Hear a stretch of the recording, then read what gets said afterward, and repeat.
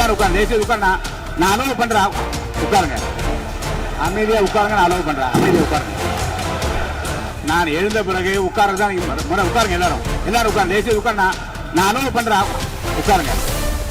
அமைதியா உட்காருங்க, நான் அலோவ் பண்றேன். அமைதியா உட்காருங்க, உட்காருங்க. அங்க இருந்து குரல் கொடுக்காதீங்க, உட்காருங்க. யாரும் சேரவே மாட்டாங்கன்னு நினைச்சவங்க எல்லாம் ஒன்னா சேர்றாங்க. நம்ம ஆட்சிக்கு டேட்டு குறிக்கிறாங்க. கோயில்கள்ல நடக்கிற நிர்வாக சீர்கேட்டை தடுக்க தெரியுமே தவிர கோயில் பணத்தை கொள்ளையடிக்க தெரியாததா, தங்கத்தை உருக்கி தாரை வார்க்க தெரியாததா. எதிர்கட்சிகள் என்னதான் சித்து வேலை செஞ்சாலும் விவசாய பெருமக்கள் எல்லாரும் நம்ம ஆட்சி அவங்களுக்கான ஆட்சி தான் நல்லா புரிஞ்சுதான் வச்சிருக்கிறாங்க. ஊரடிச்சு உலையில போட்டு ஊழல் மேல ஊழலா செஞ்சுக்கிட்டு அதுல இருந்து தப்பிக்கிறதுக்கு பேர் தான் நிர்வாகத்திறன் அப்படின்னு சொன்னா, அப்படிப்பட்ட ஒரு ஊழல் செய்யற நிர்வாகத்திறனை நம்ம அரசு ஒரு நாளும் செய்யாது. பார்ட்டி ஃபண்ட், கட்சி நிதி அப்படின்ற பேர்ல அடிச்ச கொள்ளையெல்லாம் ஒண்ணு இப்போ கவர்மெண்டோட கஜானாவுக்குள்ள கொண்டு சேர்த்துக்கிட்டே இருக்கிறோம். எல்லாரும் உட்கார்ந்து தேசிய உட்கார்ந்து நான் அலோவ் பண்றேன், உட்காருங்க. அமைதியா உட்காருங்க, நான் அலோவ் பண்றேன். அமைதியா உட்காருங்க. ஒரே ஒரு குடும்பம் மட்டும் முக்கியம்னு சொல்றது நம்மளோட ஆட்சி அதிகார அரசியல் இல்ல. தமிழ்நாட்டில் இருக்கிற ஒவ்வொரு குடும்பமும் முக்கியம்னு சொல்றது தான் நம்ம அரசியல். நம்மளோட ஆட்சி அதிகாரம் அதான் நம்மளோட மனசாட்சி உள்ள மக்கள் ஆட்சி. இந்த 2026 தேர்தலில் யாராலும் உடைக்கவே முடியாதுன்னு சொன்ன மதத்தை உடைச்சோம், சாதியை உடைச்சோம், முக்கியமா காசு கொடுத்து ஓட்டு வாங்குற ஒரு நச்சு கலாச்சாரத்தையே சுக்கு நூறா தூள் தூளா உடைச்சிருந்தோம். நாம கிளீன் கவர்னன்ஸ் அண்ட் குட் கவர்னன்ஸ்ல உறுதியா இருக்கிறோம். இப்ப மட்டும் இல்ல, எப்பவுமே இப்படிதான் இருப்போம். இதுல 100% இது உண்மைன்றதுனாலதான் பாரம்பரியமான தினத்தந்தி பத்திரிகை ஊழலின் ஊற்றுக்கண் அடைக்கப்படுகிறதுன்னு 16/6/2026 அன்னைக்கு ஒரு தலையங்கமே எழுதியிருக்கு. ஒரு தவறு செய்தால் அது தெரிந்து செய்தால் அவன் தேவன் என்றாலும் விடமாட்டேன் என்று எம்ஜிஆர் அன்று பாடினார். அதை இன்று விஜய் செயலில் காட்டுகிறார்னு அந்த எடிட்டோரியல்ல எழுதியிருக்கு. இந்த நேரத்தில் தினத்தந்திக்கு நம்மளோட நன்றியை தெரிவிச்சுக்கிறோம். அரசியலுக்கு வந்து 2 வருஷம் தான் ஆகுது. உங்களுக்கு என்ன தெரியும், உங்களால என்ன முடியும்னு கேலியா கேட்டவங்களுக்கு தினத்தந்தியோட பதிலை இப்போதைக்கு போதும்னு நினைக்கிறேன். என்னென்னமோ செய்வான்னு சொல்றானே இந்த விஜய், பல வருஷமா இருக்கிற ஒரு பதவி வெறி பிடிச்ச அரசியலை உடைச்சு எப்படி செய்வான்னு நம்ம மக்களை யோசிச்சிருவாங்க. இதோ இப்போ நம்ம மக்களுக்கு புரிஞ்சிருக்கும். இப்பவும் சொல்றோம், இது வெறும் ஆரம்பம் தாங்க. இந்த மாபெரும் சபையிலிருந்து கேட்கிற மக்களே, நமக்கு கொஞ்சம் அவகாசம் கொடுங்க. இதுக்கு முன்னாடி, அதாவது 2017 கடைசியில இருந்து 2026 ஏப்ரல் வரைக்கும் இருந்த புண்ணியவான்கள் ஆட்சியில ஒவ்வொரு டிபார்ட்மெண்ட்லயும் போட்ட ஏராளமான ஓட்டைகளை அடைச்சிக்கிட்டே படிப்படியா மக்களுக்கு நல்லதையும் செஞ்சுக்கிட்டே வருவோம். அதனாலதான் நமக்கு எதிரா யாரோ சேரவே மாட்டாங்கன்னு நினைச்சவங்க எல்லாம் ஒன்னா சேர்றாங்க. நம்ம ஆட்சிக்கு டேட்டு குறிக்கிறாங்க.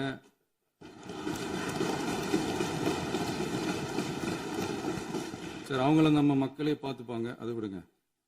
நாம ஆட்சிக்கு வந்து சரியா 40 நாள் ஆகுது. அதுக்குள்ள என்ன செஞ்சீங்கன்னு கேக்குறாங்க. ஒரு லிஸ்ட் ஒன்னு சொல்றேன், கேளுங்க. பெண்கள் பாதுகாப்புக்காக சிங்கப்பெண் சிறப்பு படை, 200 யூனிட் வரை கட்டணமில்லா மின்சாரம், போதைப் பொருள் ஒழிப்புக்காக தனிப்படை, குறுவை நெல் சாகுபடியை ஊக்குவிப்பதற்காக 134.83 கோடி சிறப்பு தொகுப்பு திட்டம், வழிபாட்டு தலம், ஸ்கூல், பஸ் ஸ்டாண்ட், அதுக்கு பக்கத்துல இருக்கிற 717 மதுபான கடைகள் மூடப்பட்டன. அங்க வேலையில் இருந்தவர்களுக்கு வேறு கடைகளில் வேலை, கவனிக்கப்படாமல் விடப்பட்ட அம்மா உணவகங்கள் புதுப்பிக்கப்பட்டன. பத்திரப்பதிவு துறையில் பகல் கொள்ளைக்கு புல் ஸ்டாப் வைக்கப்பட்டுள்ளது. வருகையில்லா ஆவண பதிவு முறை கொண்டுவர உத்தேசிக்கப்பட்ட செயல்பாட்டில் உள்ளது. அரசு மற்றும் தனியார் மருத்துவமனையில் ஸ்கேன் மையங்களில் கருவுறுவதற்கு முன் மற்றும் பின் ஏற்படும் தவறுகளை கண்காணிக்கவும் மருத்துவ நிறுவனம் முறைப்படுத்தும் சட்ட விதிகள் பின்பற்றப்படுகிறதா என கண்காணிக்கவும் மருத்துவ மற்றும் ஊரக பணிகள் இயக்கத்தின் பயன்பாட்டிற்காக 40 புதிய வாகனங்கள் வழங்கப்பட்டுள்ளது. கூட்டுறவு வங்கியின் ஏழை எளிய மக்கள் வாங்கிய கடனுக்கு முதல் முத்தாய்ப்பாக ரூபாய் 2045 கோடி தள்ளுபடி வழங்கி ஆணையிடப்பட்டுள்ளது. ஒன்றிய அரசிடம் கேட்டுக்கொண்டதற்கிணங்க கடந்த 2 வருடமாக நிறுத்தி வைக்கப்பட்ட இருந்த ஜல் ஜீவன் மிஷன் திட்டம் புதுப்பிக்கப்பட்டு ஜல் ஜீவன் மிஷன் திட்டம் 2.0 நடைமுறைக்கு கொண்டு வரப்பட்டுள்ளது.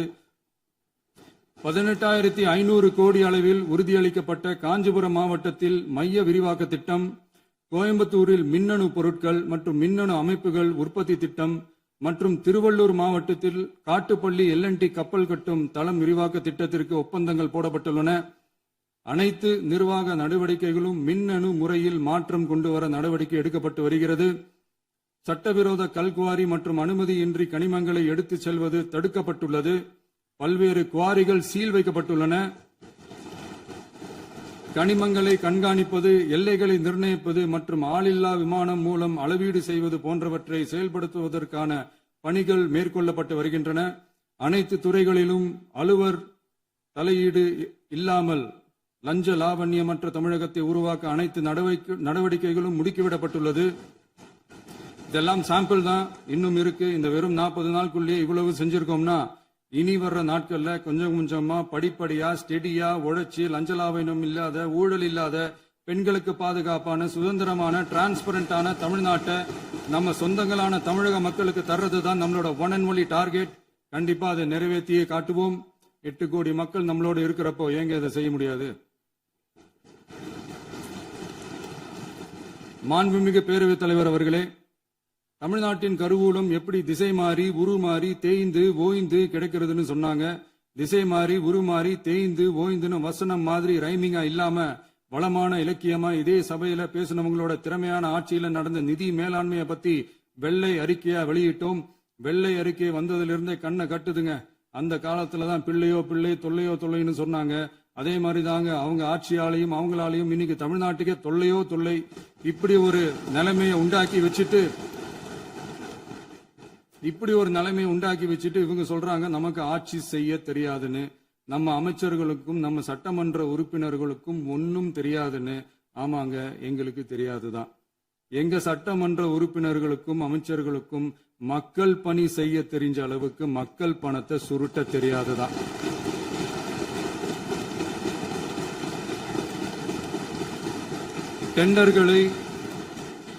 டெண்டர்களை முறைப்படுத்த தெரிஞ்ச அளவுக்கு அதோட ரேட்டை உயர்த்தி ஊழல் செய்ய தெரியாதுதான். பதவி உயர்வு வழங்கவும் பணி இடமாற்றம் கலந்தாய்வு நடத்தவும் தெரியுமே தவிர பதவி உயர்வுக்கும் பணியிட மாற்றத்திற்கும் பணம் பறிக்க தெரியாதுதான். புதிய பணியிடங்கள் உருவாக்க தெரியுமே தவிர அந்த பணியிடங்களை பணத்துக்கு விற்க தெரியாதுதான். கோயில்கள்ல நடக்கிற நிர்வாக சீர்கேட்டை தடுக்க நீங்க பேசுங்க, நீங்க கண்டிப்பா பண்ணுங்க. கோயில்கள்ல நடக்கிற நிர்வாக சீர்கேட்டை தடுக்க தெரியுமே தவிர கோயில் பணத்தை கொள்ளையடிக்க தெரியாதுதான். தங்கத்தை உருக்கி தாரை வார்க்க தெரியாதுதான். கனிம வளத்தை பாதுகாக்க தெரிஞ்ச அளவுக்கு கனிமத்தை வித்து கொள்ளையடிக்க தெரியாதுதான். அரசு வருமானத்தை அரசு கஜானாவுக்கு மாத்த தெரிஞ்ச அளவுக்கு அந்த பணத்தை தனிப்பட்ட கஜானாவுக்கு மடை மாத்த தெரியாதுதான். போதை கலாச்சாரத்தை தடுக்க தெரிஞ்சவங்களுக்கு போதை கலாச்சாரத்தை வளர்க்க தெரியாதுதான். நம்ம குடும்பத்தில் இருக்கிற பாட்டி, அம்மா, அக்கா, தங்கச்சி, குழந்தைங்களை, பெண்களை மதிக்க தெரிஞ்சவங்களுக்கு ஓசி பஸ், 1000 ரூபாய் கேஸ், இப்படிலாம் பேச தெரியாதுதான். எங்க உறுப்பினர்களுக்கும் அமைச்சர்களுக்கும் மக்கள் சேவை தெரிந்த அளவிற்கு சுயநல தேவையை செஞ்சிக்க தெரியாதுதான். அதனாலதான் சொல்றோம், எங்களை பார்த்து எதுவும் தெரியாதுன்னு சொல்றவங்களுக்கு சொல்றோம், இதெல்லாம் எங்களுக்கு தெரியாதுதான்.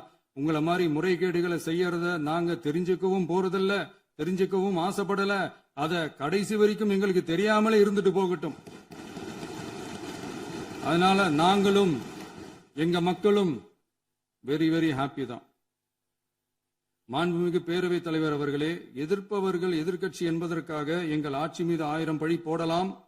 ஆனாலும் தமிழக மக்களுக்கு உண்மையை உணர்த்த வேண்டியது நம்மளோட கடமை. மின்வெட்டை பொறுத்தவரை தமிழ்நாடு மின்மிகை மாநிலமாக இருந்தாலும் கடந்த காலங்களில் ஏற்பட்ட நிர்வாக குளறுபடிகளும் மின்சார சாதனங்கள் மற்றும் மின் மாற்றிகளில் ஏற்படும் பழுதாலும் வேண்டுமென்றே சிலரின் நடவடிக்கைகளாலும் இந்த மின்வெட்டிற்கு காரணமாக உள்ளது. மின் விநியோக மீட்பு நடவடிக்கைகளை ஒருங்கிணைப்பதற்காக எதிர்பாராமல் இரவு நேரங்களில் ஏற்படும் மின் தடங்களை விரைந்து சரி செய்வதில் 10 உயர்மட்ட கண்காணிப்பு குழுக்கள், மற்றும் 125 சிறப்பு மின் தடை நீக்க ரோந்து வாகனங்கள் வழங்கப்பட்டு 24 மணி நேரமும் கண்காணிக்கப்படுகிறது. கூடுதலாக தற்போது 77 புதிய மின் தடை நீக்க மையங்களும் உருவாக்கப்பட்டுள்ளன. விரைவில் இந்த மின்வெட்டு நிலைமை அறவே நீக்கப்படும். மாண்புமிகு பேரவைத் தலைவர் அவர்களே, நம்ம விவசாயிகள் எல்லாரும் நம்மள நல்லா புரிஞ்சுக்கிட்டு தமிழக வெற்றி கழகத்தை ஏத்துக்கிட்டாலும் எதிர்க்கட்சிகளோட தூண்டுதலால சில இடங்கள்ல சில போராட்டங்கள் நடக்குது. எதிர்க்கட்சிகள் என்னதான் சித்து வேலை செஞ்சாலும் விவசாய பெருமக்கள் எல்லாரும் நம்ம ஆட்சி அவங்களுக்கான ஆட்சி தான் நல்லா புரிஞ்சுதான் வச்சிருக்கிறாங்க. இந்த வருஷம் எல் நினோ விளைவா எப்பவும் இருக்கிறத விட இந்த டைம் மழை குறையுங்கிறதையும் நம்ம விவசாயிகள் உணர்ந்துதான் இருப்பாங்க. இருந்தாலும் நம்ம அரசு நம்ம விவசாயிகளோட வாழ்வாதாரத்துக்காக பக்கபலமாகவும் உறுதியாகவும் துணை நிற்கும்ங்கிறத தெரிவிச்சுக்கிறோம். நம்ம தமிழகத்தில் ஏற்கனவே நடந்த அதி அற்புதமான சூப்பரான நிர்வாக திறன் கொண்ட 50 வருஷ அரசியல் அனுபவம் கொண்ட 2.0, 3.0, 4.0 பல 0.0 மாடல் ஆட்சி நடத்த கனவு கண்டவங்களோட அட்டகாசமான ஆட்சிக்காரங்க பல்வேறு விதமான நிதி நெருக்கடியை நம்ம மக்களுக்கும் நமக்கும் பரிசா கொடுத்துட்டு போய் இருந்தாலும் கூட்டுறவு வங்கிகளின் மூலம் 75,000 வரை பயிர்கடன் பெற்று குறு சிறு இதர பெரு விவசாயிகளுக்கு 100% முழுமையான பயிர்கடன் தள்ளுபடியும் 75,000க்கு மேல் கடன் பெற்றவர்களுக்கு குறைந்தபட்சமாக 35,000 பண பயன் கிடைக்கும் அளவிற்கு மொத்தம் 14,43,504 விவசாயிகளுக்கு ரூபாய் 5,932.23 கோடி பயிர்கடன் தள்ளுபடி வழங்கப்பட்டுள்ளது. மாண்புமிகு பேரவைத் தலைவர் அவர்களே, நாம ஒன்றியத்தில் கூட்டுறவு கூட்டாட்சி, மாநிலத்தில் சுயாட்சி என்ற கொள்கையை கொண்டவங்க தான் ஏற்கனவே அறிவிச்சிருக்கிறோம்.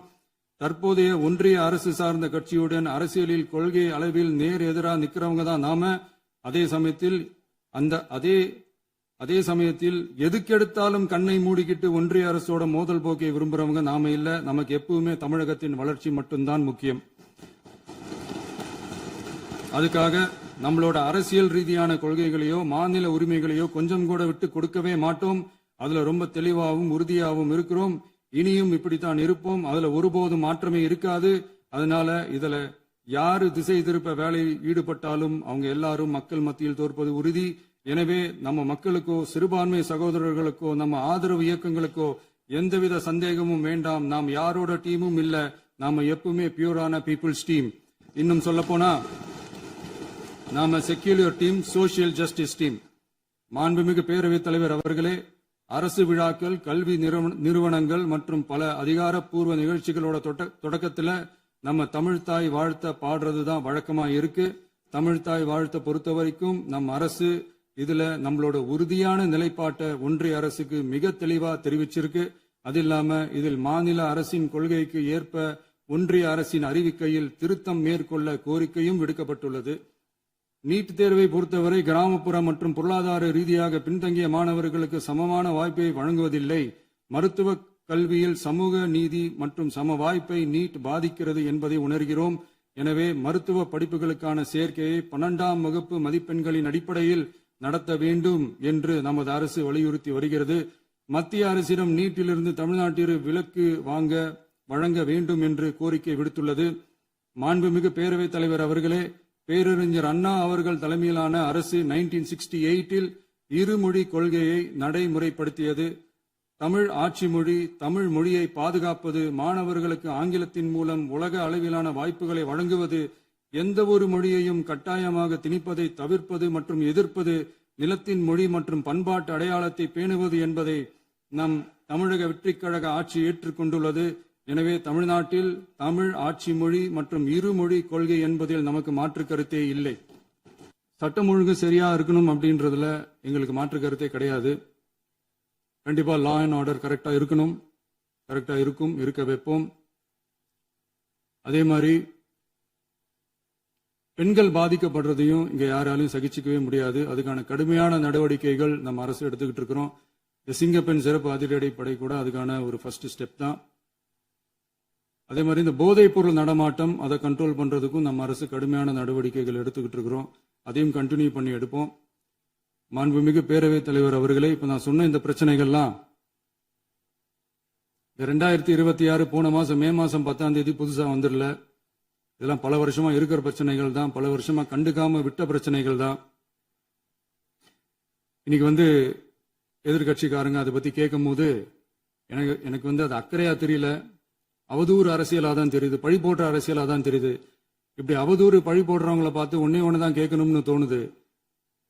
கடந்த 9-10 மாசமா நம்ம ஸ்டேட்ல சட்டம் ஒழுங்கு டிஜிபியே இல்ல. சட்டம் ஒழுங்கு டிஜிபியை போடுங்கன்னு சொல்லி எல்லாம் ஓஞ்சி போயிட்டோம். போன ஆட்சியில நடந்ததுக்கெல்லாம் இப்பதான் விடையே கண்டுபிடிக்கிறோம் நம்ம ஆட்சியில்.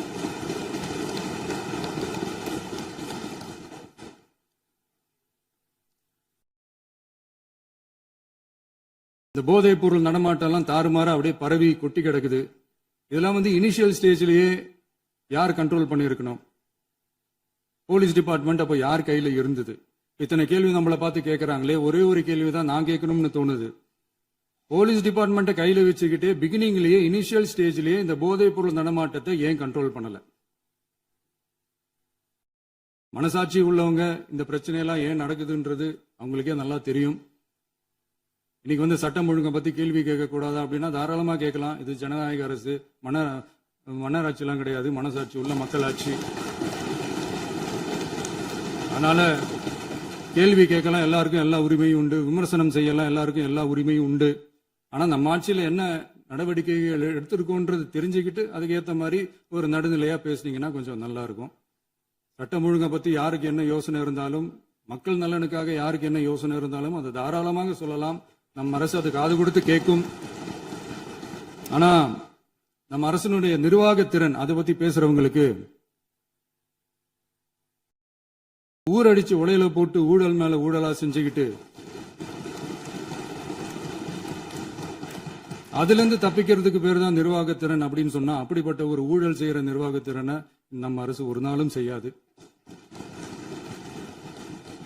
பொட்டி பெட்டியா பணத்தை வச்சுக்கிட்டு, பெட்டியை வச்சு எல்லாம் செஞ்சுக்கிட்டு, போதைப் பொருள் பாதுகாவல் கழக மாடல் அரசாங்கம் செஞ்ச ஒவ்வொரு ஊழலா வெளியில வந்துகிட்டு இருக்கு. டாஸ்மாக்ல அது என்னப்பா அது பேரு, பார்ட்டி ஃபண்ட் கட்சி நிதி அப்படின்ற பேர்ல அடிச்ச கொள்ளையெல்லாம் ஒண்ணா இப்போ கவர்மெண்டோட கஜானாவுக்குள்ள கொண்டு சேர்த்துக்கிட்டே இருக்கிறோம்.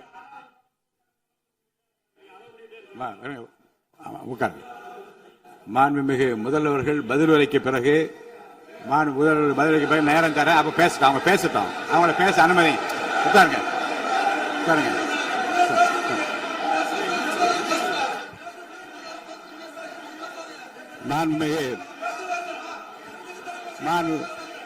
அலோவ் பண்றேன் உட்காருங்க.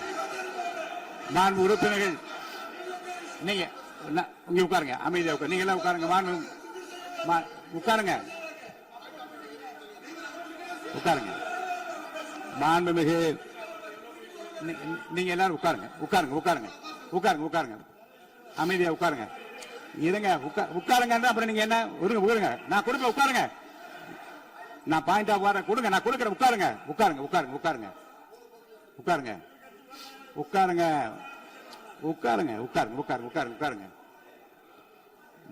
எல்லாரும் உட்காருங்க. தேசிய உட்காரு. நான் அலோவ் பண்றேன். உட்காருங்க. அமைதியா உட்காருங்க. நான் அலோவ் பண்றேன். அமைதியா உட்காருங்க. முதல்வர் அவர்கள் போர்வையாக நிதானமாக சொல்லிக்கொண்டே இருக்கிறார். நீங்க குறிப்பெடுத்து வைத்துக் கொள்ளுங்கள். பேசி முடித்தவுடன் நான் உங்களுக்கு அவகாசம் தருகிறேன். நீங்க ஒண்ணு சொல்லுங்க, என்ன என்பது நீங்க சொல்லுங்க. உங்க சொல்லுகிற வாய்ப்பை நான் உங்களுக்கு தருகிறேன். இப்போது மாண்புமிகு முதலமைச்சர் உங்கள் உரையை தொடரலாம்.